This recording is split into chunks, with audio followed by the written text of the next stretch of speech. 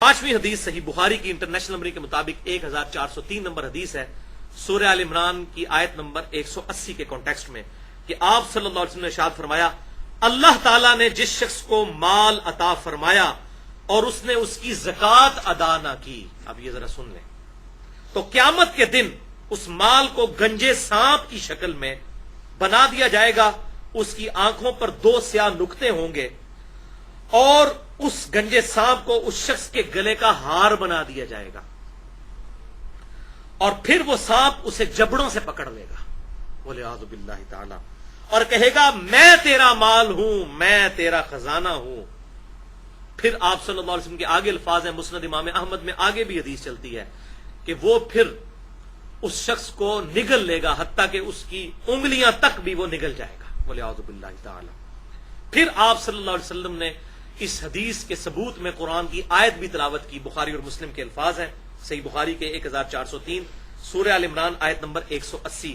جو ہم پہلے پڑھ چکے، وَلَا يَحْسَبَنَّ الَّذِينَ يَبْخَلُونَ بِمَا آتَاهُمُ اللَّهُ مِنْ فَضْلِهِ، ہرگز وہ لوگ مت گمان کریں جن کو اللہ تعالیٰ نے اپنے فضل سے مال عطا کیا ہے کہ یہ ان کے لیے خیر ہے، بلکہ یہ ان کے لیے شر ہے، اور اللہ تعالیٰ قیامت والے دن اس مال کو ان کے گلے کا توق بنائے گا، اور اس حدیث میں بھی آیا کہ توق گلے کا بنایا جائے گا، اور وہ گنجے سانپ کی شکل میں، اژدہا کی شکل میں اس کے جبڑوں سے اسے پکڑے گا اور دھمکی لگا کے پھر اسے کھا جائے گا، والعیاذ باللہ تعالی۔ بھائیو، نماز پڑھنے والے لوگ ہمارے ملک کے اندر تو خیر تھوڑے ہیں، باقی ملکوں میں زیادہ بھی ہیں،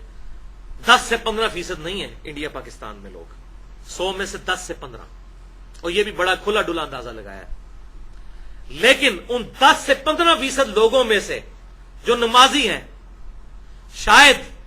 10 سے 15% لوگ بھی نہ ہوں جو زکوٰۃ ادا کرتے ہوں۔ اس کو لوگ کیجول لیتے ہیں، حالانکہ اسی اللہ نے زکوٰۃ فرض کی ہے جس نے نماز کو فرض کیا۔ اب یہ کہنے کو تو بڑا آسان ہے، 100 روپے میں 2.5 روپے، بھئی 100 روپے میں 2.5 روپے نکالنا تو بڑا آسان ہے، اور 10,000 روپے میں 250 نکالنا بھی آسان ہے، اور 1,00,000 روپے میں 2,500 روپیہ بھی نکالنا آسان ہے، لیکن آگے فیکٹوریل پرابلم شروع ہو جاتا ہے۔ 1 کروڑ میں 2.5 لاکھ نکالنا بڑا مشکل ہے، اور 1 ارب میں 2.5 کروڑ زکوٰۃ نکالنا اس سے بھی مشکل ہے، اور پاکستان میں سینکڑوں لوگ ہیں جو ارب پتی ہیں، تو 1 ارب میں 2.5 کروڑ زکوٰۃ نکلتی ہے۔ یہ 100 روپے میں تو 2.5 روپے بڑے آسان لگتے ہیں نا، لیکن 1 ارب میں 2.5 کروڑ نکالنا بڑا دل گردے ابھی ہیں الحمدللہ جو نکالتے بھی ہیں، لیکن بہت کم لوگ ہیں۔ تو اگر یہ سب لوگ زکوٰۃ دیں تو یہ غربت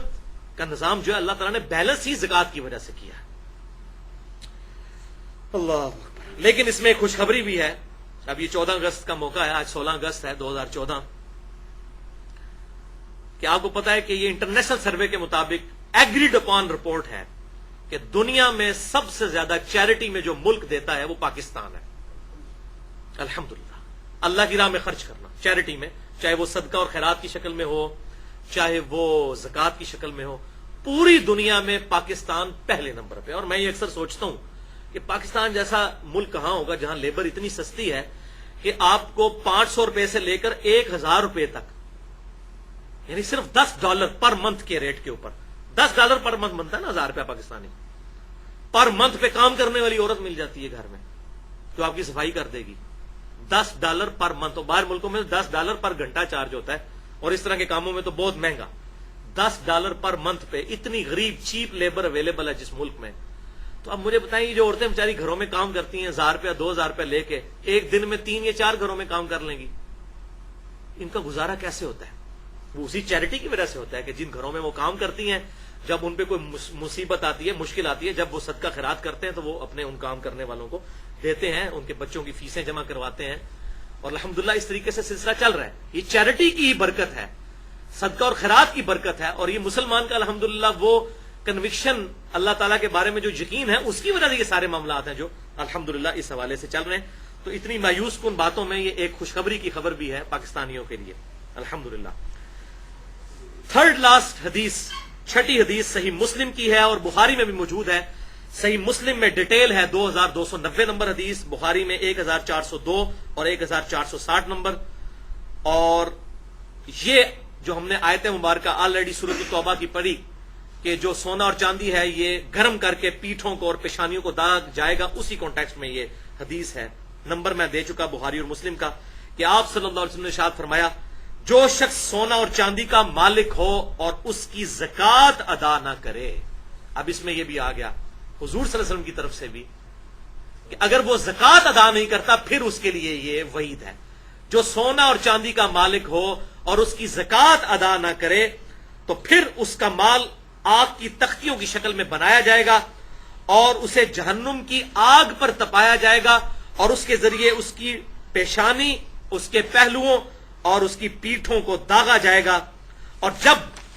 یہ تختیاں ٹھنڈی ہو جائیں گی، استغفر اللہ، یہ جناب بات کرنا بڑا آسان ہے بھائی، ہم میں سے کوئی شخص موم بتی کے کینڈل کے فلیم کے اوپر 10 سیکنڈ کے لیے ہاتھ نہیں رکھ سکتا، میں تو نہیں رکھ سکتا، اور دوزخ کی آگ پہ وہ سونا چاندی تپا کے اس کی پیٹھ، پیشانی اور پہلوؤں پہ لگایا جائے گا، اور آپ صلی اللہ علیہ وسلم فرماتے ہیں جب یہ تختیاں ٹھنڈی ہو جائیں گی تو اللہ تعالیٰ پھر دوبارہ انہیں دوزخ کی آگ پہ گرم کرے گا، اور یہ سلسلہ 50,000 سال تک جاری رہے گا، جب تک کہ قیامت کے دن کی لینتھ ہے وہ 50,000 سال کا، اس میں ذکر بھی آ گیا، حتیٰ کہ اللہ تعالیٰ جنت اور دوزخ کا فیصلہ کرے گا۔ یہ فیصلہ ہونے سے پہلے اس کے ساتھ ہو رہا ہے، آپ اندازہ کریں کہ فتنہ مال کتنی بڑی چیز ہے، اور آج ہمیں نظر بھی آ رہا ہے کیا دیندار اور کیا بے دین اس کی وجہ سے دنیا پرستی کے اندر اور اللہ تعالیٰ سے دور ہیں، دنیا پرستی میں مبتلا ہو کر۔ استغفر اللہ واتوب الیہ۔ پھر پوچھا گیا یا رسول اللہ صلی اللہ علیہ وسلم یہ اونٹوں کا کیا حال ہوگا جو لوگ اونٹ کی زکوٰۃ نہیں دیتے؟ آپ نے فرمایا جو اونٹوں کا مالک ہوگا اور اس نے اس کی زکوٰۃ ادا نہ کی ہوگی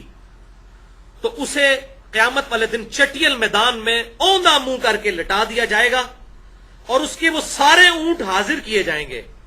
اور اللہ تعالیٰ ان اونٹوں کو پہلے سے زیادہ موٹا اور تازہ کر دے گا، حتیٰ کہ وہ ایک اونٹ کا بچہ بھی جو دنیا میں اس کے پاس تھا اس کو بھی گم نہیں پائے گا، سارے اونٹ حاضر کیے جائیں گے۔ یہ میں صحیح مسلم پڑھ رہا ہوں بھائی، یہ کوئی تاریخ کی کتاب نہیں پڑھ رہا، 2290 نمبر حدیث۔ استغفر اللہ۔ پھر وہ اونٹ لائن بنا کر اسے اوندا منہ لٹا کر اس کو زمین کے اوپر لٹایا جائے گا، پھر اس کو وہ کچلیں گے سارے اونٹ لائن بنا کر، جب وہ آخری اونٹ گزرے گا پھر وہ پہلا آ جائے گا، اور یہ سلسلہ 50,000 سال تک جاری رہے گا حتیٰ کہ جنت اور دوزخ کا فیصلہ ہو جائے، والعیاذ باللہ تعالی۔ پھر پوچھا گیا یا رسول اللہ صلی اللہ علیہ وسلم گائے کے بارے میں کیا حکم ہے؟ پھر آپ نے گائے کے لیے بھی اسی طرح کی باتیں ارشاد فرمائی۔ پھر بکریوں کا پوچھا گیا، کہا بکریاں بھی اسی طریقے سے اس کو رون دیں گی، والعیاذ باللہ تعالی۔ اور پھر آپ صلی اللہ علیہ وسلم نے بڑے سخت لفظ استعمال فرمائے، صحیح بخاری 1402، فرمایا قیامت والے دن یہ نہ ہو کہ تم مجھے کہہ رہے ہو یا رسول اللہ میری مدد کیجئے، یہ الفاظ ہیں، اغثنی یا رسول اللہ، اغثنی یا محمد صلی اللہ علیہ وسلم، یہ نہ ہو کہ تم قیامت والے دن مجھے مدد کے لیے پکار رہے ہو، لا املک لک شیئا قد بلغت، میں تمہارے لیے کسی چیز کا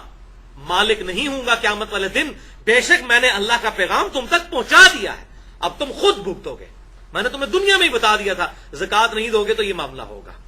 یہ نہ کہنا کہ تم مجھے مدد کے لیے پکار لو گے۔ استغفر اللہ۔ اور صحیح مسلم کے پھر آگے الفاظ ہیں، 2290 نمبر حدیث کی، بڑی لمبی حدیث ہے۔ پھر آپ صلی اللہ علیہ وسلم نے اینڈ پہ ارشاد فرمایا، وَمَن يَعْمَلْ مِثْقَالَ ذَرَّةٍ خَيْرًا يَرَهُ وَمَن يَعْمَلْ مِثْقَالَ ذَرَّةٍ شَرًّا يَرَهُ،